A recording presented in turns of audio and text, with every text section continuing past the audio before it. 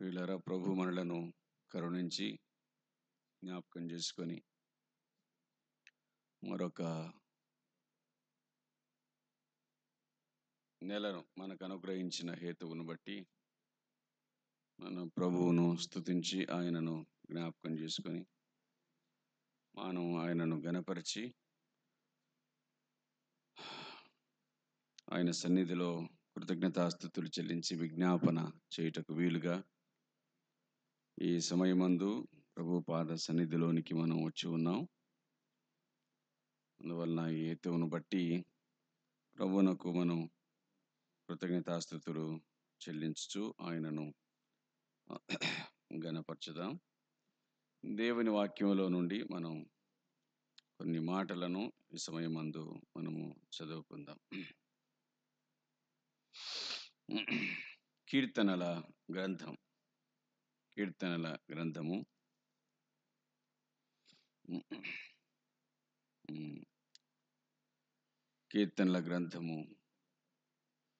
18వ కీర్తన.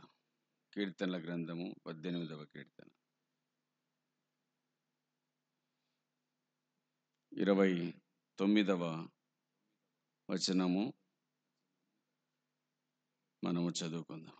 కీర్తనల గ్రంథం 18వ కీర్తన 29వ వచనం. నీ సహాయము వలన నేను సైన్యమును జయింతును, నా దేవుని సహాయం వలన ప్రాకారమును దాటెదను. మరి మరొక మాట 84వ కీర్తన. నీ వలన బలమునందు ధన్యులు, నీ వలన బలమునందు మనుషులు ధన్యులు, నీ వలన బలమునందు మనుషులు ధన్యులు. 18వ కీర్తన ఏమిటంటే దావీదు కీర్తన. 18వ కీర్తన దావీదు కీర్తన. తన శత్రువులందరి చేతిలో నుండి దావీదు తన శత్రువులందరి చేతిలో నుండి, సౌలు చేతుల నుండి యెహోవా అతన్ని తప్పించిన దినమున దావీదు ఈ గీత వాక్యములను చెప్పి యెహోవాను స్తుతించి ఇట్లనెను అనే మాట వ్రాయబడింది కదూ. కాబట్టి ఇది అతడు దేవుణ్ణి స్తుతించి వ్రాసినటువంటి గీతము. దేవుడు దావీదు ఎడల చేసిన ఉపకారమును జ్ఞాపకం చేసుకొని దావీదును తప్పించి శత్రువుల చేతిలో నుండి, సౌలు చేతిలో నుండి అతన్ని కాపాడినందుకు కృతజ్ఞతగా అతడు పాడినటువంటి గీతం ఇదని వ్రాయబడి ఉంది. ఇదే పాట మనం పాడతాం. యెహోవా నా బలమా, యథార్థమైనది నీ నామం, పరిపూర్ణమైనది నీ నామం. ఈ 18వ కీర్తన అంతా మన తెలుగులో యెహోవా నా బలమా అనే కీర్తనలో కనబడుతుంది. ఇందులో ఆయన చాలా మాటలు రాసినాడు. ఈ కీర్తనలో చాలా మాటలు రాసినాడు. అయితే మరి ఆ కీర్తనలన్నిటిలో కూడా, ఈ కీర్తన అంతట్లో కూడా 2-3 మాటలను మనం చదువుదాం. 19వ వచనం, 2వ లైను. నేను ఆయనకు ఇష్టుడను గనుక ఆయన నన్ను తప్పించాను. నేను ఇష్టుడను కాబట్టి ఆయన నన్ను తప్పించినాడు అన్నాడు. నేను దేవునికి ఇష్టుడను. ఇష్టుడు అంటే ఎప్పుడు ఇష్టుడవుతాడు అని అనగా, ఎప్పుడు చెప్పిన మాట వింటాడో అప్పుడు ఇష్టుడవుతాడు. ఎప్పుడు తన మనస్సు వంటి వాడు అవుతాడో అప్పుడు ఇష్టుడు అవుతాడు. తన వంటి మనస్సు కలిగిన వాడు ఇష్టుడు. దావీదును గూర్చి దేవుడు మాట్లాడుతూ అతడు నా హృదయానుసారుడైన మనుష్యుడు అన్నాడు. దావీదు దేవుని హృదయానుసారుడైన మనుష్యుడు అంటే దేవుని హృదయాన్ని ఎరిగినవాడు. కాబట్టి నాకు ఇష్టుడు, నేను ఆయనకి ఇష్టుడను గనుక ఆయనను తప్పించను అన్నాడు. 21వ వచనంలో యెహోవా మార్గములను నేను అనుసరించుచు ఉన్నాను. దేవుని మార్గాలను నేను అనుసరించుచు ఉన్నాను. భక్తిహీనుడనై నేను నా దేవుణ్ణి విడిచిన వాడను కాను అన్నాడు.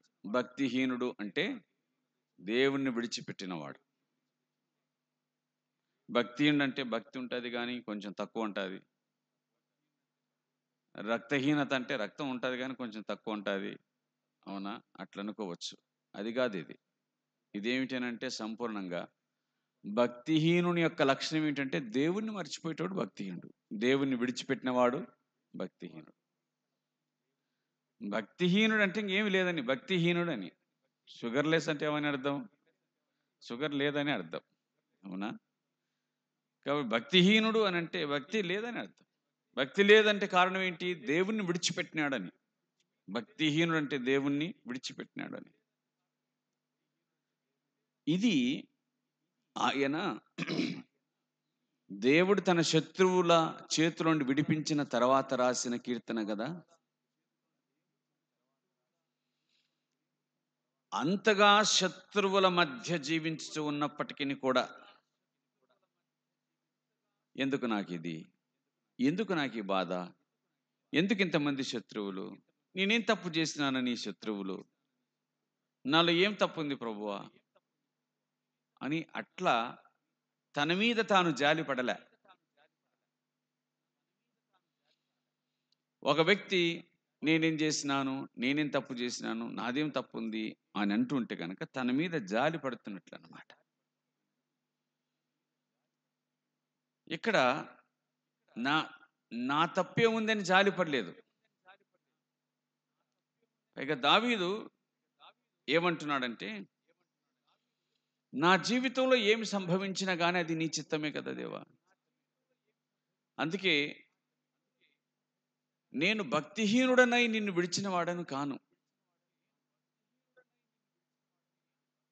నువ్వు నాకు సహాయం చేయలేని సమయమునందు నా దారేదో నేను చూసుకుంటానని పోయిన వాడను కాను.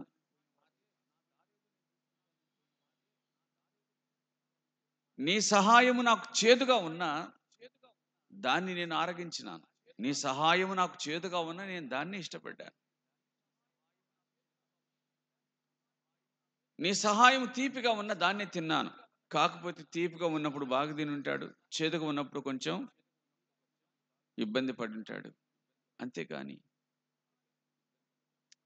తన జీవితంలో జరుగుతున్నటువంటి దానికి దేవునికి సంబంధం లేదని అనుకోలేదు. దేవుడు నా ప్రార్థన వినటం లేదని అనుకోలేదు. దేవుడు నాకు తోడుగా ఉంటే నన్ను ఎందుకు సౌలు ఇట్లా తరుముతాడని అనుకోలేదు. నేనెందుకు అడవుల పాలవుతాను అని అనుకోలేదు. కాబట్టి మనకు అర్థమయ్యే సంగతి ఏమిటంటే భక్తిహీనత అంటే దేవుణ్ణి విడిచిపెట్టడం. ఇతడు దేవుణ్ణి విడిచిపెట్టినవాడు కాదు.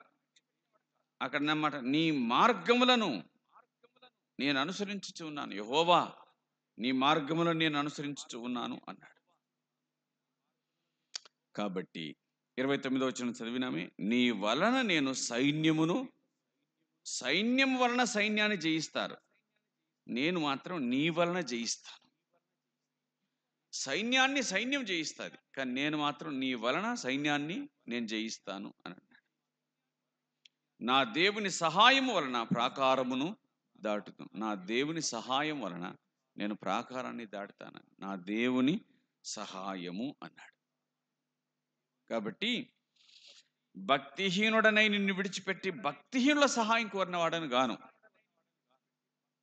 నీ వలననే, నా దేవుని వల్లనే నేను సైన్యాన్ని జయిస్తాను, ప్రాకారాన్ని దాటుతాను అన్నాడు. 84వ కీర్తన 5వ వచనంలో, నీ వలన బలమునందు మనుషులు